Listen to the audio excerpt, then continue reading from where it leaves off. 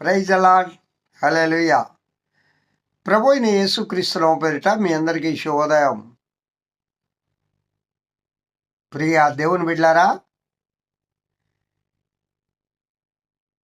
28వ తేదీ 12వ నెల 25వ సంవత్సరంలో, ముఖ్యంగా ఈ పునరుద్ధాన దినంలో మనము చేరి ఉన్నాం.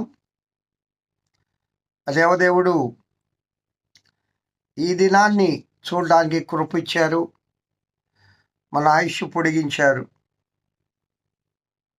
ప్రియులారా, ముఖ్యంగా 2025వ సంవత్సరంలో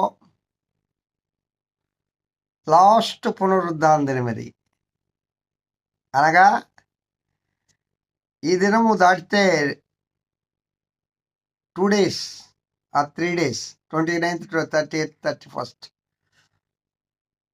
ఒక నూతన సంవత్సరంలోకి మనం అడుగిడబోతూ ఉన్నాం.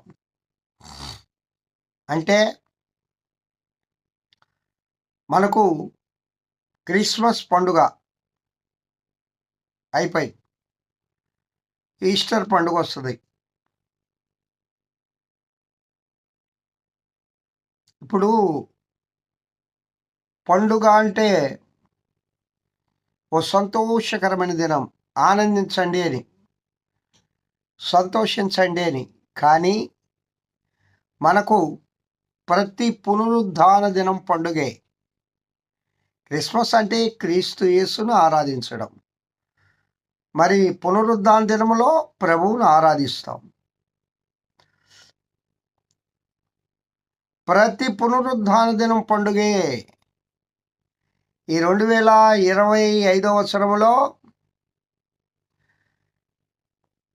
ఈ సండేస్ అన్నీ మనకు పండుగ దినాలే. దేవుని ఆరాధిస్తాం. ఆరాధన చేతము అన్ని వేళలా. అన్ని వేళల అంటే ఓకే, ఇప్పుడు కేవలం పునరుద్ధాన దినమే కాదు, అన్ని వేళల దేవుని ఆరాధన చేయాలి, దేవుని స్తుతించాలి, దేవుని గణపరచాలి. ప్రతి క్షణము, ప్రతిదినము, ప్రతిరోజు. నీవు లేని రోజు అసలు రోజే కాదయ్యా అంటాడు భక్తుడు. నిజం కదా? అంటే నీవు నాతో లేకపోతే అసలు